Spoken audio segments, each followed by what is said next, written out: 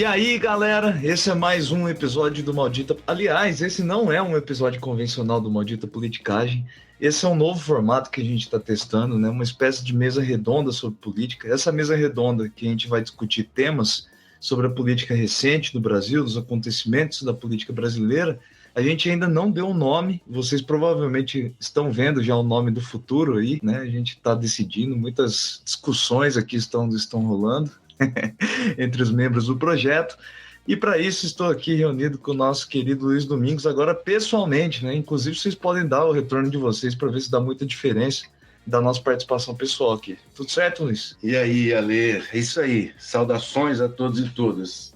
Vou contar a verdade aqui. Alguns ouvintes nos disseram, mais de um veio falar isso, que aquele episódio de final de ano, o Adeus, o ano X, no caso recente 23, que a gente deixou o episódio mais solto, com mais deboche, com mais sacanagem, fica melhor e que falta isso nos episódios ao longo do ano. E aí a gente pensou em fazer um episódio por mês, ou talvez um a cada 2 meses, a ser decidido. Vocês devem nos ajudar com isso também. Fazer um balanço da política naquele mês, um catadão de assuntos, que vocês, aliás, têm que ajudar a fazer essa pauta todo mês, para analisar a política brasileira, que é muito dada à sacanagem, ao deboche. E aí a gente usar o espírito da política brasileira, mesclando com um tipo de mesa redonda, como se faz em programas de futebol ou em programas de humor. Eu sempre tive medo, quando a gente começou o Maldita Politicagem japonês, de que isso aqui a gente começasse pensando na obra do Marx, do Weber, e terminasse analisando a cor da meia do Alckmin. Que é o que a gente está chegando perto. Que a gente é o que vai acontecer. Mas se o público tiver razão, o episódio pode render. Então a gente vai tentar brincar mais com os assuntos, porque tem assuntos que são sérios, a gente fica muito concentrado. E aqui a gente fica mais soltinho e a gente se reuniu justamente para tentar deixar mais de improviso, né? Então o roteiro é bem simplinho, não tem muita vocação e muita pretensão de analisar nada com muita seriedade. Além do mais, a gente precisa de um nome para esse episódio diferente, talvez com numeração diferente, né? Então a gente já pensou em talk show do Maldita Politicagem, é horrível esse, né? Ou resenha, uma maldita resenha. Tem a possibilidade, eu sou fã do Choque de Cultura, esse Choque de Política, uma homenagem escancarada para aquele programa de humor, que é o melhor programa de humor no Brasil. Ou então As Meninas do Jô, tinha aquele programa As Meninas do Jô, algo nessa linha. Então ajudem com o nome. Vocês têm uma sugestão de nome? Vocês gostam de um desses nomes? Falem aí pra gente no nosso Instagram ou no nosso Twitter, enfim, que isso é muito importante. Aí mais, avaliem, sobretudo, se o programa presta, porque senão a gente volta para o modelo anterior. Pois é. Outra coisa, a gente está analisando o retorno do ano, a audiência, e a gente percebeu que a audiência orgânica está totalmente integrada, né? As pessoas escutam sem ter que fazer divulgação no Instagram, as pessoas escutam só com aquilo que aparece no seu tocador, no Spotify, no Deezer. Isso é muito legal, né? Essa semana, o último episódio em particular, teve uma bela audiência sem divulgar no Instagram. Mas é importante para a gente ter novos ouvintes, né? A gente não quer perder nenhum dos ouvintes atuais, e obrigado que vocês escutam, mas para a gente ter novos ouvintes é preciso que vocês ajudem. Passa isso aí para alguém, para uma, para duas, para 10 pessoas. A gente lê os manuais de conteúdo assim, e, em geral, é no boca a boca ou por meio da divulgação online que a coisa cresce. Então essa ajuda é muito importante. Além do mais, também a nossa campanha de financiamento coletivo. A gente fica aqui mexendo com fio, microfone, a gente teria que comprar um novo painel de cabo para deixar mais consistente o áudio. Então, para tudo isso, é preciso contar com o apoio dos ouvintes. E para isso, para quem puder, vai lá no apoia.se/Maldita Politicagem. Nós temos planos de, em breve, assim que o nosso site estiver pronto, que está a caminho, a gente divulgar para os ouvintes o roteiro. Então, aqueles que são doadores vão poder acessar o roteiro para preparar a aula, para estudar para concurso ou para fazer as suas próprias pesquisas a partir dos nossos roteiros. Então, são formas de tentar fazer com que o projeto se dinamize, né? Um novo tipo de episódio, mais divulgação, mais apoio, tudo isso faz com que essa bolinha de neve vá crescendo de pouco em pouco. Isso depende muito, já que nós não temos, né, uma grande produtora por trás do projeto. Faz devagarzinho, o projeto vai crescendo e a gente gosta que isso vá dessa forma mais orgânica, meio clandestino, já que nós não estamos no Globoplay e nem na Band Play e nem nessas plataformas, enfim. Então, A ideia inicial é que o episódio, esse tipo de episódio ocorra todo final de mês, né, na última semana de mês. Mas como em janeiro a gente estava meio em férias, meio retornando, então nós vamos fazer o de hoje em relação aos temas, aos debates de fevereiro e de janeiro também, né? Então são três os debates que a gente vai abrir hoje. O primeiro é sobre a fala. Aliás, a ordem aqui foi alterada, né, Luiz? Então, primeiro nós vamos falar sobre a relação do governo Lula com o Congresso, né? O tipo de as chantagens de Arthur Lira recentes, né? Como está sendo essa relação em comparação a outros governos. E no segundo bloco, nós teremos só apenas 2 blocos hoje. No segundo bloco, a gente vai falar sobre a fala polêmica do Lula sobre Israel, né, sua comparação com o Holocausto. E um terceiro e último debate, a nova política industrial brasileira, né, o que nós achamos sobre o tema. Então, continue com a gente aí, pessoal. Espero que vocês gostem dessa inovaçãozinha aí que a gente traz para hoje.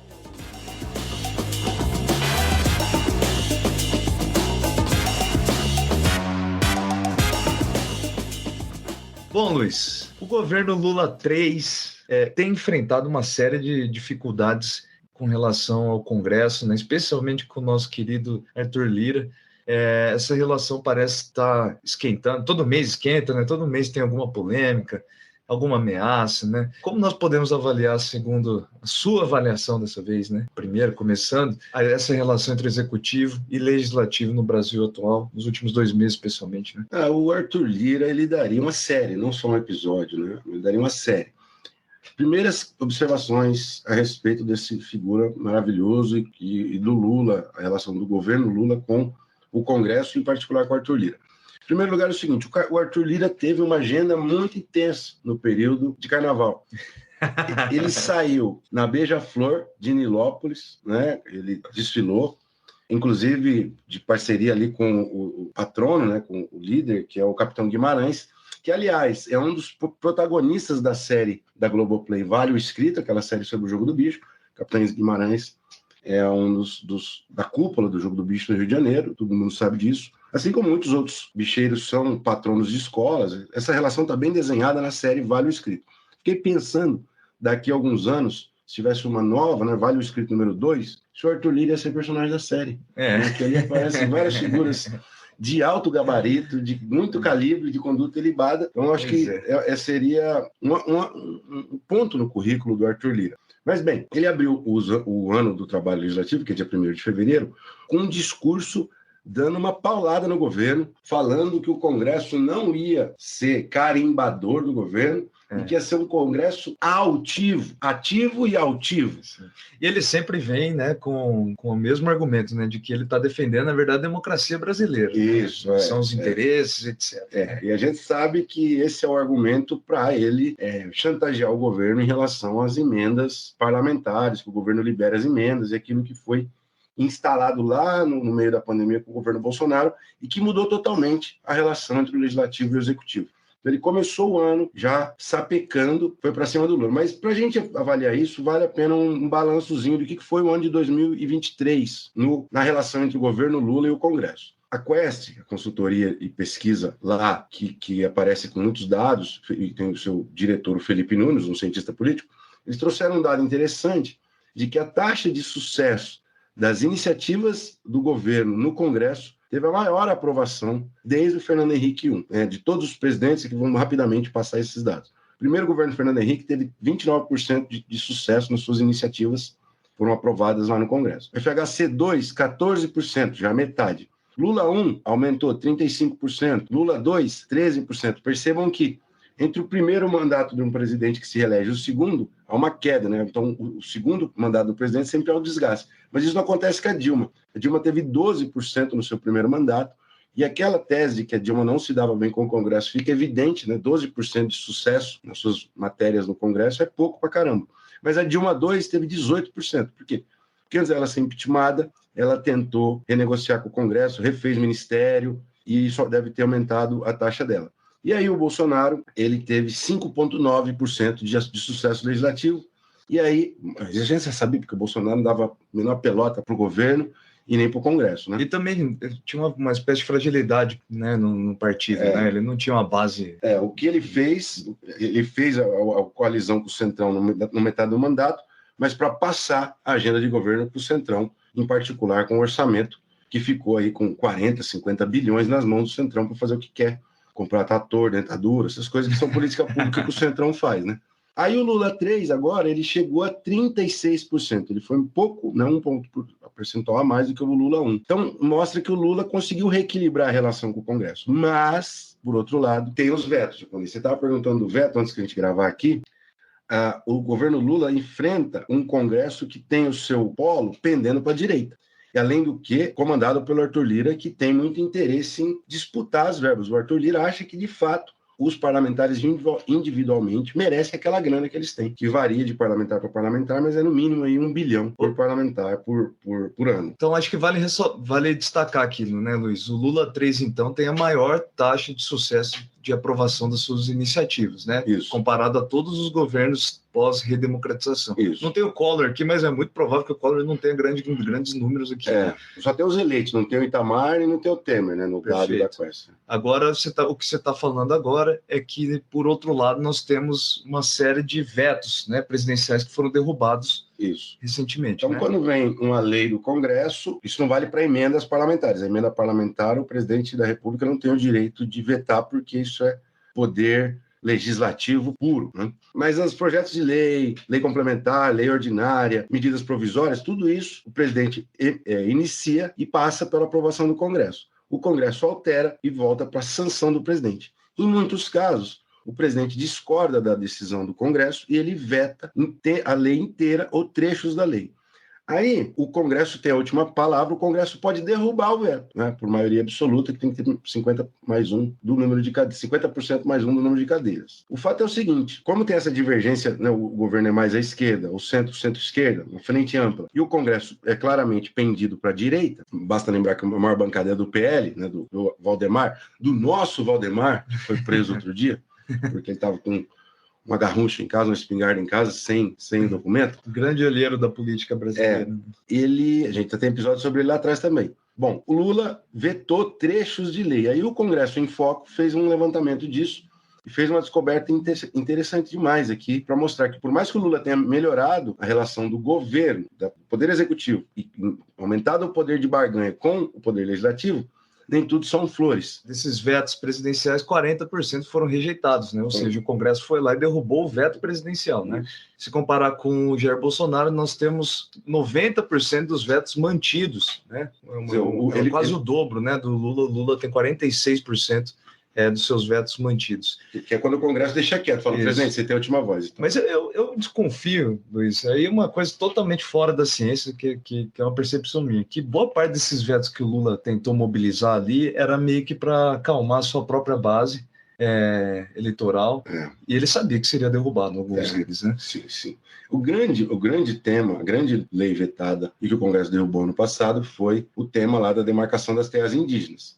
Sim. Que o Congresso aprovou, aquela demarcação estapafúrdia, que só vale se a comunidade, se a etnia está na terra em 1988 para cá, né? Se não tem como provar que ela estava antes, ela perde o direito de ter aquela terra. Se a comunidade, enfim, isso é uma política totalmente favorável aos exploradores, aos proprietários, ao agronegócio, assim por diante.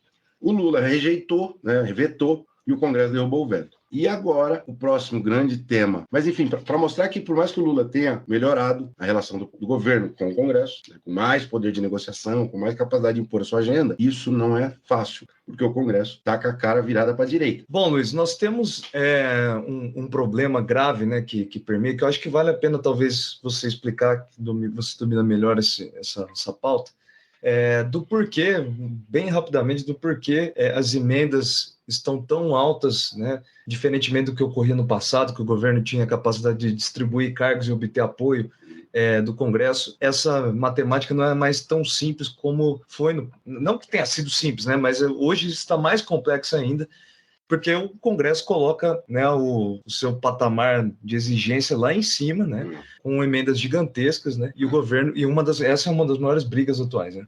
O governo, ele fazia assim, antes do Bolsonaro, lá com o Temer, com o Dilma, o governo, ele distribuía mais ou menos 1% do orçamento da União para verbas de emendas parlamentares, que é isso, o deputado pega a verba, faz uma creche, recapeia uma rua, no município que ele tem amizade e aliança com o prefeito, que é a base eleitoral que dá voto para ele. Essa é a política que os americanos e a ciência política brasileira falam, que é pork barrel, né? Que você faz política como se fosse clientelista concentrada. De local, né? Que chama barril de porco, mas é a tradução direta. Política localista com fundos concentrados. Bom, o problema dessa política, né, só para a gente explicar, isso parece ser democrático, e num determinado ponto de vista, né? Mas o lugar que não tem deputado representando se ferra, né? Acaba ficando e acaba tirando, né, uma capacidade do poder executivo, né? Você está colocando no legislativo capacidade de direcionar verba, né? Enfim, isso existe para dar para o deputado uma chance dele fazer política pública no seu município eleitoral, mas, por outro lado, se você dependendo da escala dessa grana, você tira de poder do governo fazer política pública. E o governo faz programas nacionais, tipo Minha Casa Minha Vida, FIES, o governo faz programas de impacto geral no país. Bom, o Bolsonaro entregou muito mais orçamento para esse tipo de emenda, justamente quando ele estava ameaçado de impeachment lá no meio da pandemia, para ele trazer o apoio do Congresso e aquietar o clima. Ele apoiou a eleição do Arthur Lira lá em 2019 para 2020, perdão, 2020 para 2021. Aí o Arthur Lira, em 21 e 22, presidiu a Câmara com essa grana muito maior, que chega a mais ou menos 15% do orçamento da presidência da República. E que dá, dependendo aí da conta, dá 40 a 50 bilhões de reais por ano. Se for fazer o cálculo ainda do dinheiro que sobra para o executivo fazer política pública, diminui muito, na verdade. Então, é muito mais do que 15% na conta que o governo tem liberdade para usar aquele dinheiro. Exato, porque, enfim, orçamento público é um inferno, difícil de entender, mas assim, eles querem que, por exemplo, verba do Ministério da Saúde passe por políticas, por emendas parlamentares. Então, ele vai ser o responsável por um posto de saúde que é do Ministério da Saúde, ele vai ser o mediador lá com o prefeito. E isso tira a capacidade da ministra Nízia Trindade fazer vacina, porque vacina não é verba concentrada. Você não pode fazer vacina para o município X, você faz vacina para o território nacional. Então, o dinheiro que ela teria para fazer vacina fica retido para o deputado fazer um postinho lá no município dele. Então, o Congresso ganha grana para fazer clientelismo escancarado e o Executivo perde grana para fazer política nacional. Esse é o problema desse negócio. Enfim, o Lula, o Supremo transformou isso em constitucional, depois eles foram lá e inventaram outra rúbrica para entrar essa grana, e o Lula está numa queda de braço. Ele vetou 6 bilhões do orçamento de 2024 no final do ano, que ia para a emenda parlamentar. E agora o Congresso derrubou esse veto. Não, o Congresso estava ameaçando derrubar esse veto. Aí ele fez uma reunião com uma liderança, os líderes da Câmara, hoje, sexta-feira, dia 23 de fevereiro, e montou um cronograma de liberação das emendas até junho, que vai ser mais ou menos 20 bilhões, porque a partir de julho não pode mais fazer gasto de obra pública, porque tem a eleição municipal. Então o Lula leu a conjuntura e combinou e negociou com os caras. Enfim. E aí a gente tem outro veto possível, que é o da desoneração da folha de pagamento, mas a gente já está falando muito do Congresso.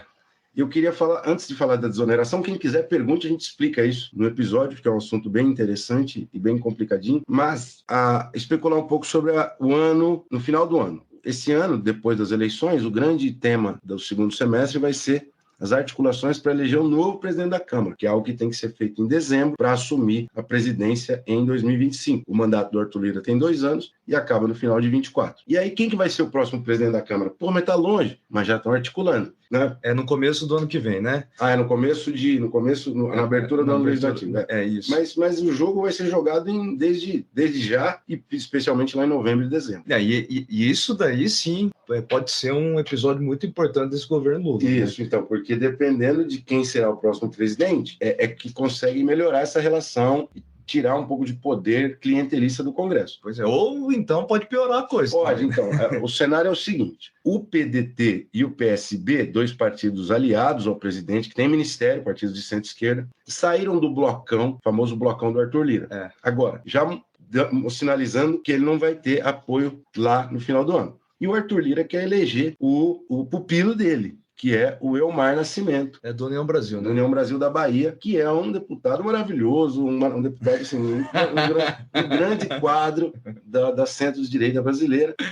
E o Elmar já pleiteou ministério, o Lula não deu, o Arthur Lira queria o Ministério da Saúde para o Elmar, e aí o candidato do Arthur Lira é provavelmente o Elmar Nascimento, que, aliás, era aliado do governo Bolsonaro também e tudo mais. Bom, o que o Elmar fez? O Elmar fez um ano novo lá na Bahia, numa praia lá, e levou o Arthur Lira e vários outros deputados. Fizeram um ano novo bacana, assim, humilde lá, né, de leve, não comeram quase nada, não beberam nada. Será que tinha o que para comer, hein? Pois é.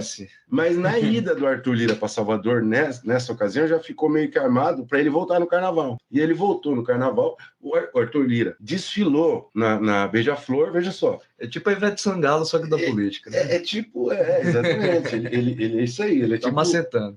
Aí, exatamente. E ele desfilou na Sapucaí e pegou o avião da FAB, da Força Aérea Brasileira, e foi lá para Salvador, no bloco do Elmar. Diz que tinha 200 políticos nacionais, estaduais e municipais de Salvador no bloco lá, com Abadá, maravilha. Camarote, o pau torou lá. Bom, mas nessa ida, o PT, o Jerônimo, governador do PT da Bahia, armou um café da manhã com o Arthur Lira. E trouxe o Arthur Lira para conversar com deputados petistas, para melhorar essa relação. Boa. Então, qual que é o cenário que está colocado? Primeiro, a esquerda, mas os ouvintes aqui no Maldito Política vão querer que o governo tenha um candidato à presidência da Câmara de esquerda. Do PSOL. Do PT e tal, é uma pessoa de luta. Mas isso é loucura. Né? Nem pense que o Lula não vai fazer isso, porque se ele lança, ele perde. Veja, o governo tem... Além de perder, fica frágil ainda na composição. Que nem quando foi Eduardo Cunha e Cadilma. Mas o governo tem, líquido, 170 votos na Câmara. Você não elege. Você precisa de pelo menos uns 270, 280 votos. Dessa vez é muito provável que precise de 50%, né?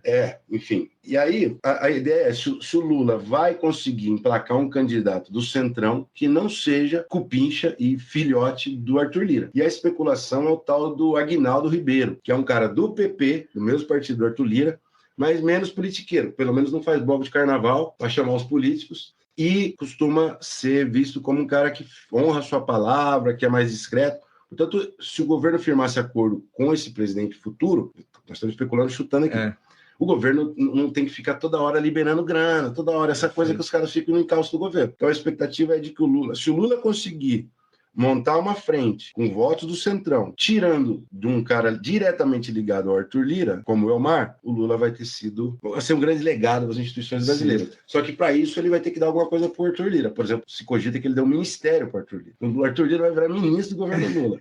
Entendeu? Mas isso é especulação ainda, né? Ainda tem muita água para rolar aí. Luiz, vamos encerrar esse bloco aqui com uma pergunta dos ouvintes. Vocês enviaram uma série de perguntas para a gente. A gente acabou selecionando aquelas que têm maior relação com os temas que vão ser debatidos aqui, né? Então, perdão aí para o pessoal que mandou e eventualmente não terá a sua questão lida aqui. Mas o Thiago Pizza, eu não sei se você... Acho que é Pizza. Desculpa, Thiago, foi mal. É grande, Thiago. Deve ter acontecido muito na tua vida. Foi meu aluno. Enfim, né? Perdão aí. Ele pergunta assim, Luiz, qual a importância das eleições municipais no cenário nacional, se isso importa para o executivo como todo? Acho que tem tudo a ver com a discussão que a gente está tendo aqui agora, né? Existe... Acho que tem um monte de coisa que dá para falar sobre isso daí, né? Nossa, daria um episódio. Na verdade, já vou falar sobre isso, mas assim, Thiago, é líquido e certo, a literatura já conseguiu estabelecer que a eleição municipal de prefeitos ela é chave para entender a reeleição dos deputados daqui 2 anos. Então, os deputados organizam os seus mandatos pensando no município e ajudando o prefeito para que esse prefeito seja o principal cabo eleitoral daqui 2 anos. E aí tem tudo a ver com essas emendas. Sim, exatamente. Né? É a hora que a gente vai ver se as emendas parlamentares dos caras foi bem utilizadas, né? Porque o principal objetivo deles é justamente esse, eleger os seus aliados nas prefeituras. Né? Perfeito. Aliás, está aqui uma grande agenda de pesquisa, né? Deve ter alguém fazendo isso. Mas eu vou falar. Aí, sobre uma pesquisa que saiu sobre isso. Aí, o que não se sabe, há uma divergência, aí não é divergência, mas aí não está bem firmado na literatura, se isso ajuda a decidir a eleição para presidente da República. Ou melhor, se isso tem influência tão pesada nas eleições para presidente. Porque a eleição presidencial não passa muito por essa negociação. Tipo, o prefeito, sendo mais específico, o prefeito no município, ele pede muito voto para o deputado. Mas ele não pede voto para presidente, porque ele sabe que o eleitor está vendo a campanha para presidente no TikTok, no Instagram, no Zap Zap. Então, é uma eleição que corre por cima. Existe a discussão se existe um efeito, qual que é o tamanho desse efeito, se o presidente pedir voto para o seu partido, para a sua bancada, ajuda a arrastar uma bancada maior. que, pô, tem expressão em inglês, né? A gente é muito colonizado, mas o termo chama efeito de rabo de casaca, o coattail effect, que é o fraco, sim, tem aquele... sim. Se o presidente consegue arrastar deputado para sua bancada pedindo voto. Mas seria a relação contrária, né? Não é só os prefeitos, são os presidentes elegendo deputados.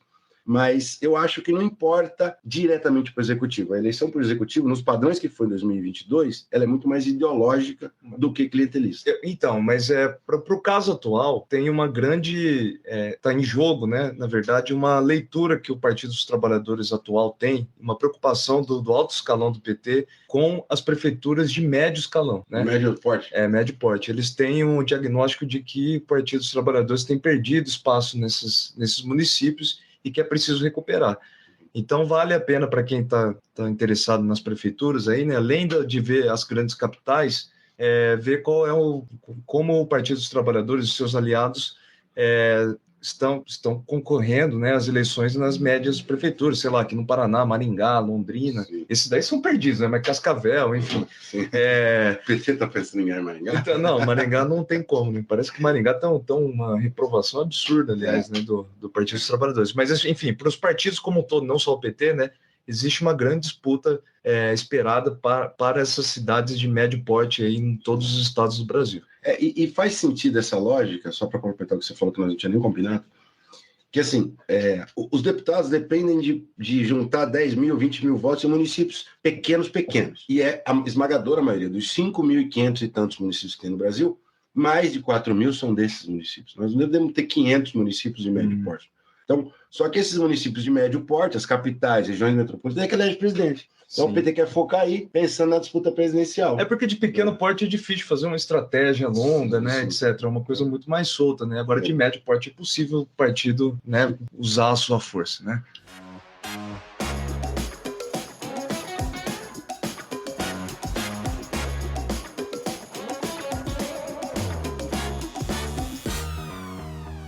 Bom, Luiz, vamos para a polêmica agora. Eu acho que a galera deve ter ficado cansada com a nossa longa discussão sobre o Congresso Brasileiro, ou não também, né? Vocês respondam para a gente se vocês gostam ou não desse tipo de discussão. Mas o fato é que o tema quente do momento foi a comparação do Lula. O tema quente para o momento que a gente está vivendo agora, né? Quando as pessoas estiverem ouvindo, já deve ter outra coisa. O Big Brother saiu, etc. Né? Mas o Lula comparou a ação de Israel na Palestina com o Holocausto, e essa fala gerou uma série de discussões internas na política local e também no mundo afora, né? Principalmente com o Netanyahu mandando uma série de ataques contra o governo brasileiro agora. O que você acha? Eu acho que, em primeiro lugar, a Natuza, Neri, o Merval, eles ficaram malucões porque melhorou a audiência da Globo News, que isso aí dá muita audiência. Dá. Né? Deu, né? Mas assim, deu audiência, deu hashtag, deu onda no Twitter, escambau. Bom, o negócio é o seguinte. Primeira questão, debater aí, se foi de improviso. Lula falou meio que deixou escapar. Óbvio que não, sempre que não foi. Ele escolheu a África para falar, logo depois de várias reuniões com as lideranças africanas. Depois, logo em seguida, a União de Nações Africanas disse que retirou Israel da União como observador, Israel era observador, foi excluído. Teve uma geopolítica ali prévia, primeiro ponto. Mas já que ele não falou de improviso, por que ele quis falar isso? O que ele mirou? Essa é uma pergunta difícil, tem muitas respostas possíveis, né?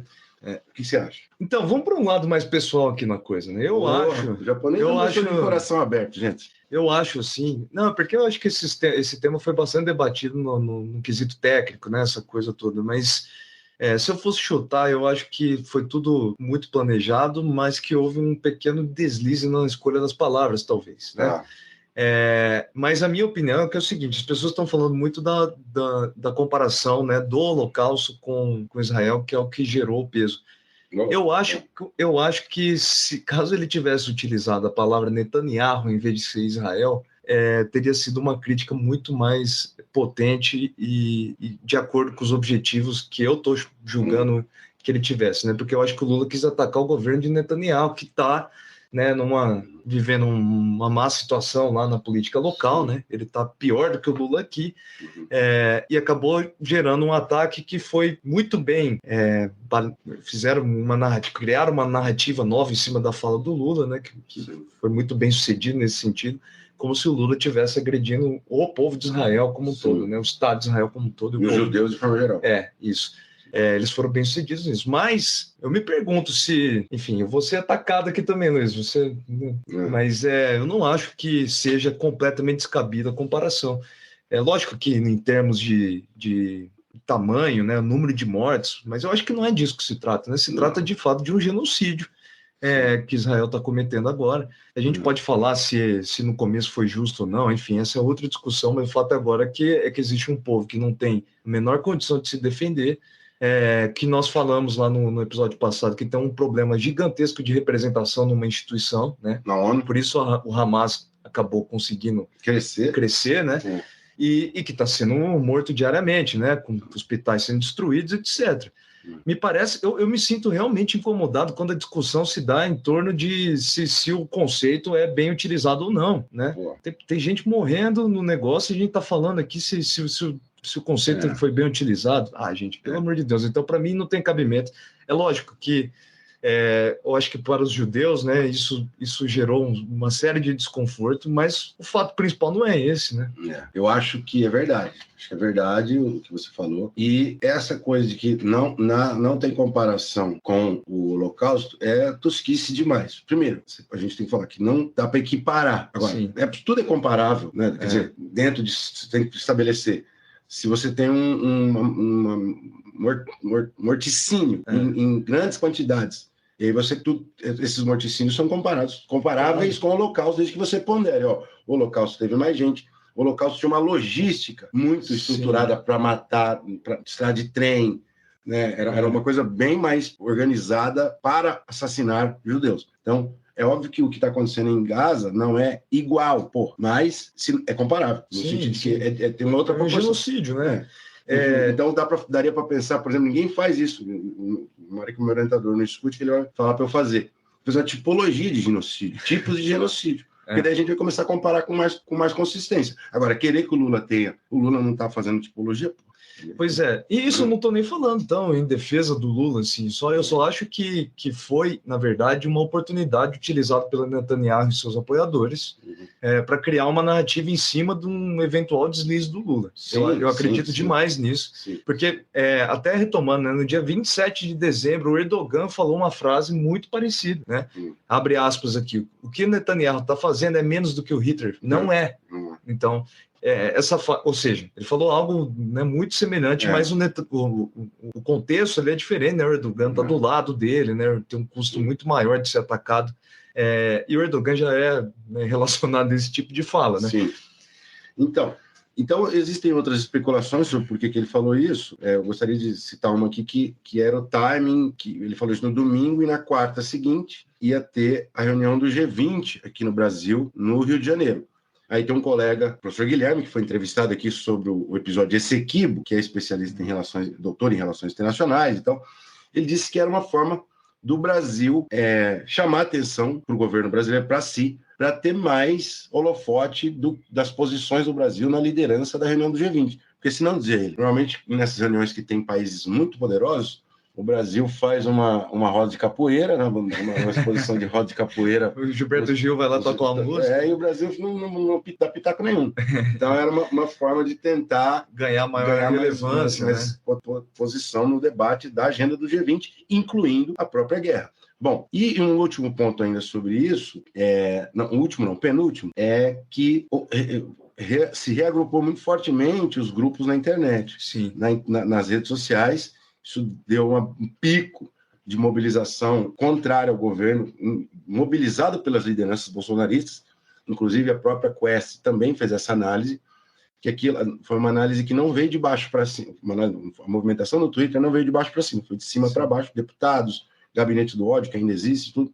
E depois o governo reagiu. Só que quando o governo reagiu, aí a Michele Prado, aquela estudiosa lá, ela acha que esse tipo de discussão levanta muita poeira daquela escumalha da internet, que aí veio muito antissemitismo sim. pesado por parte da esquerda. Uma ala esquerda radical, perfis puxando iniciativas antissemitas.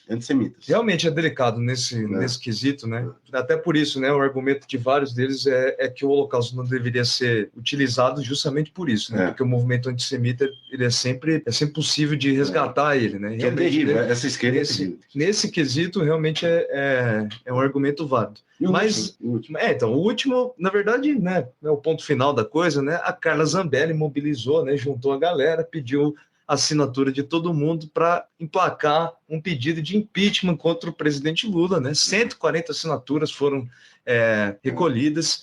Nenhuma surpresa dos nomes que estavam ali, né? Se vocês pegam a lista, vocês podem consultar ali as 140 assinaturas, quase metade, não, mais da metade dessas assinaturas do PL, Partido Liberal, né? E todos eles muito alinhados ao ex-presidente Jair Bolsonaro, né? Isso.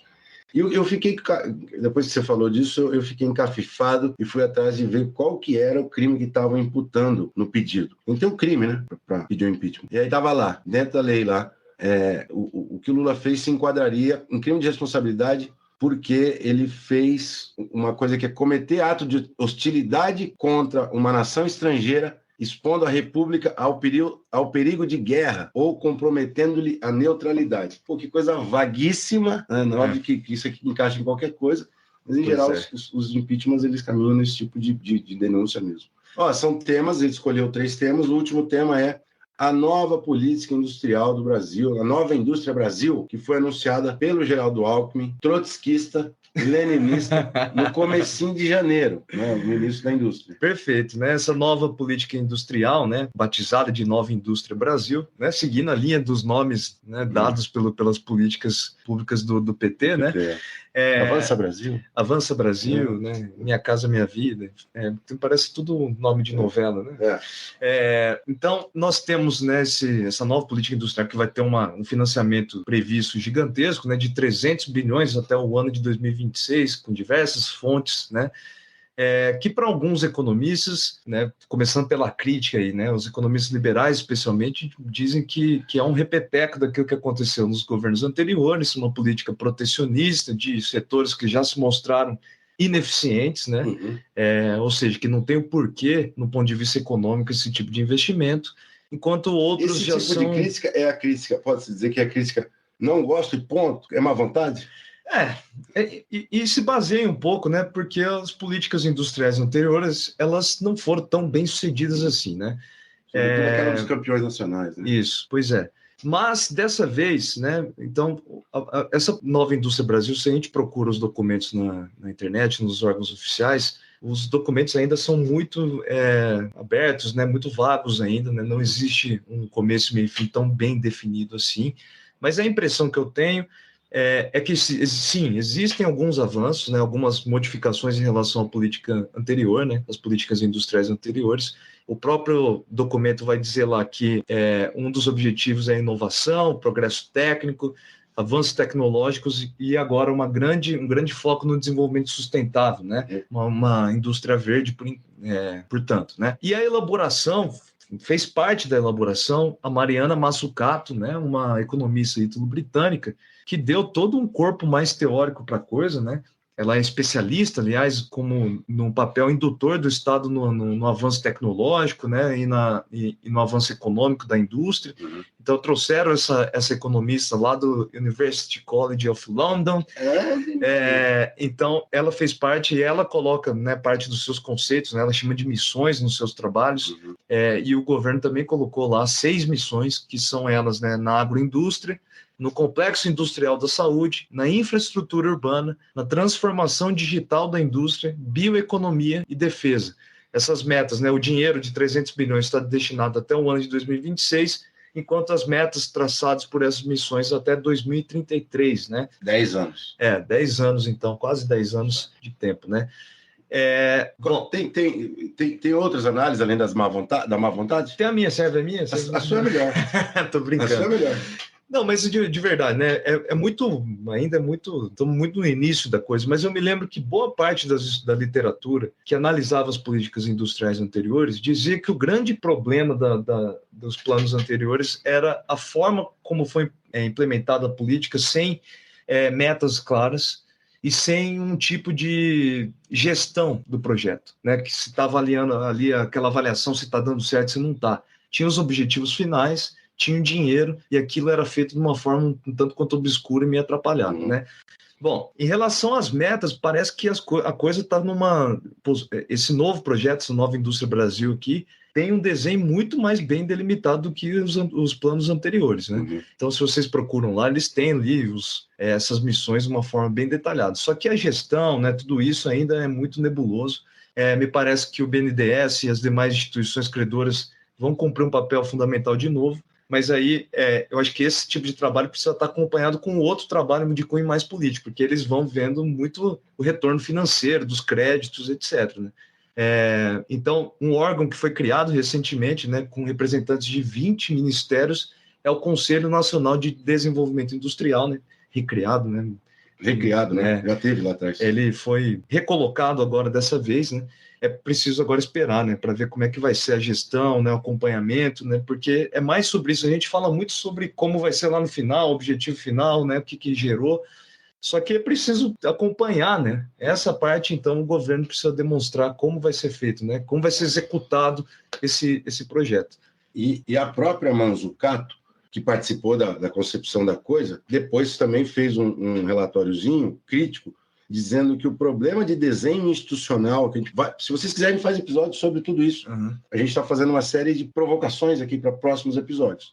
O desenho institucional precisa ser aprimorado, porque cada uma daquelas 6 missões ficariam a cargo de ministérios diferentes, um na Casa Civil, um no Ministério do Alckmin, e se for assim, para quem quer ficar com a maior parte da grana, isso pode geraria problema de coordenação da política propriamente dita. Pois é. Então, esse problema de coordenação é grave. O único controle acaba sendo do fluxo de retorno dos créditos, né? Então, é muito pouco isso, né? Preciso ver, avaliar como isso está gerando, né? Consulta pública também, né? Vários trabalhos vão associar o sucesso de política pública com a consulta. Então, é preciso ver como esse Conselho Nacional de Desenvolvimento Industrial também vai agir em relação à sociedade civil como um todo, né? Essa parceria é fundamental nos dias atuais, né? Bom, Luiz, vamos para outra pergunta. Esse já é o nosso ouvinte número 1 aqui, né? O Homer Motinha fez uma pergunta que eu acho que eu vou mandar para você, porque também é uma dúvida para mim. Vão reservar uma análise para a convocação de Bolsonaro dia 25 de fevereiro? A análise, antes quem faz é evidente, né? Mas um chute, um palpitinho. Um palpite? Ou se a gente vai ter um episódio sobre isso depois. Eu não sei se vai... o Homer não sabia que a gente ia fazer esse show de horrores que está sendo isso aqui. Mas, que nós estamos gravando na sexta, isso vai ser no domingo, próximo, daqui 2 dias. São 2 coisas que eu tenho a dizer sobre isso. Eu não sei se vai ser grande, eu acho que vai ser médio. Eu acho que não vai ser tão grande, eu acho que tem muita gente... Acho que nos polos principais vai ser grande, né? Curitiba. Eu acho que algumas cidades vai ter bastante gente. Você acha que a Paulista vai ter lá uns 300 mil, 500 mil? Mas aí, se não tiver, eles dão um ângulo diferente lá e postam na internet lá 300 mil pessoas. Né? Eu acho que tende a ser médio para grande, sim. Mas eu acho que a tendência de médio prazo é arrefecer um pouco, porque nós estamos num período fora de eleição, enfim, as pessoas também cansam, né? Os próprios bolsonaristas cansam. E tem gente que está com um olho no gato, outro no peixe, porque tem medo de ser enquadrado, como foram 1.000 e tantas pessoas lá no dia 8 de janeiro. Isso vai pesar em a decisão de algumas pessoas. Sim. Além do mais, tem financiador que não vai botar a mão no bolso mais, porque o Xandão tá com o bafo quente no cangote, né? Aliás, é engraçado, né, que o Xandão tava na lista lá dos que seriam presos e tava também o Rodrigo Pacheco, né? Também. O Rodrigo Pacheco também tem que ficar esperto. Pacheco com um bonecão, né? Não sei. Bom, eu acho que o que é importante disso aí, isso tem importância crucial para o desenrolar da relação do governo com o Congresso, da força da bancada bolsonarista no Congresso. O tamanho dessa mobilização é importante para isso, nesse momento. Porque isso não interfere agora diretamente na eleição municipal, a não ser nas grandes cidades, nas capitais. A eleição municipal no Brasil profundo, na inquerência, isso não é decisivo, né? Não. Mas é importante para as eleições de São Paulo, do Rio, de BH, tudo isso é importante. Agora, é muito importante para a força, como dizem os comentaristas de futebol, para a volúpia da bancada bolsonarista no Congresso. Para mostrar força, né? Se estão jogando em casa, estão jogando fora de casa, né? E também é importante para a própria reeleição, para a eleição da mesa, para ver como que a bancada bolsonarista vai em direção a A ou B, se o candidato A ou B vai caminhar em direção a essa agenda. Então isso tem importância central para o jogo político do decorrer do ano. Por isso que, se for forte, enfim, vai demonstrar que o bolsonarismo está ativo demais, mesmo sendo alvejado pelas denúncias da Polícia Federal, pela investigação da Polícia Federal, que, aliás, vai ser objeto de episódio nosso. Alguém vai falar assim, mas por que vocês não iam falar nisso na borda? Essa mesa redonda de vocês é fajuta, vocês não falaram do problema do desmantelamento do golpismo pelo judiciário. Isso vai ser objeto de um episódio próprio, e o tema ainda está se desenrolando, não acabou, né? Já que esse é um episódio diferente, eu tenho uma luta de não gostos para você. O pessoal está muito eufórico com o Big Brother Brasil. Nós não vamos abordar aqui questões cruciais trazidas pela dinâmica do confinamento do Big Brother Brasil, mas eu quero perguntar para você que é um cara que gosta de analisar a cultura, a televisão, a mídia, qual que é o pior apresentador? Pedro Bial, Thiago Leifert ou o irmão do Oscar lá, o Tadeu Schmidt? Qual que é o pior? Toma uma posição firme perante o nosso público. Cara, porra, nunca pensei nisso, que coisa ridícula, cara. Pô, eu acho meio cafona, assim, o jeito que o Pedro Bial faz as coisas. Porque ele dá um tom meio de... Parece que a gente tava assistindo um filme do... Godard? Um Dom Casmurro, assim, mas na verdade, enfim, tá a galera se batendo lá, né, dançando, enfim. Fofocaiado. Ele queria dar um tom poético. Ele queria dar, um negócio que eu acho que um negócio descabido. Eu inclusive, mesmo detestando ele, eu acho que o Thiago Leifert era o que combinava bem ali com a coisa. Sim. Porque ele tem esse negócio de entretenimento besta, apresentador besta. Então, essa coisa combinava. Então, é isso. É isso, gostei da sua resposta, gostei. Eu quero perguntar para as pessoas a opinião delas, nós que precisamos disso, se não cair no gosto do público, a gente não mantém esse modelo. Se vocês gostaram, se vocês acham que vale a pena aprimorar, criar blocos, nisso que a gente está propondo uma vez por mês ou uma vez a cada... Aliás, Luiz, só desculpa aqui, né? Entretenimento besta, como qualquer outro, tá, galera? Não tem problema nenhum. A gente adora entretenimento besta. Sim, nós somos consumidores vorazes de entretenimento. Eu passo metade da minha vida assistindo futebol, não tem nada mais besta que isso. E eu passo metade da minha vida assistindo Choque de Cultura. Vocês acham que o episódio, assim, tem futuro? Deve vingar? Deve prosperar? Nós devemos investir? Além disso, que nome vocês acham que a gente deve dar? Que nome não. O nome já vai estar dado. Que nome? Até terça-feira a gente vai ter... Desculpa. Não, eu quero que as pessoas deem palpite ao longo do mês, para a gente bater no próximo, no final de março. Beleza. Algumas pessoas escreveram sobre o episódio anterior da Ferradura, nós vamos reagir no episódio sério da semana que vem. GG, tô guardando, viu? Então sua hora vai chegar, Geraldo. Pessoal, podem mandar mais comentários sobre os episódios e, novamente, enviem temas de política barata, de política... Carnaval. Esse episódio você viu o giro. Nós saímos do carnaval do Arthur Lira e viemos parar no programa. Faltou mostrar o João Campos, bebaço, com o cabelo colorido, Campos, se mostrando uma grande liderança. Uma liderança uma liderança jovem. Eu gosto, eu apoio, João Campos. Então é isso. Então, gostaria de agradecer a todo mundo que ouve até o final. Se você gostou, sapeca o dedo no 5 estrelas, envia para alguém e, se sobrar um pouquinho de dinheiro, solta um troquinho para nós no apoia.se/Maldita Politicagem. Um abraço, galera.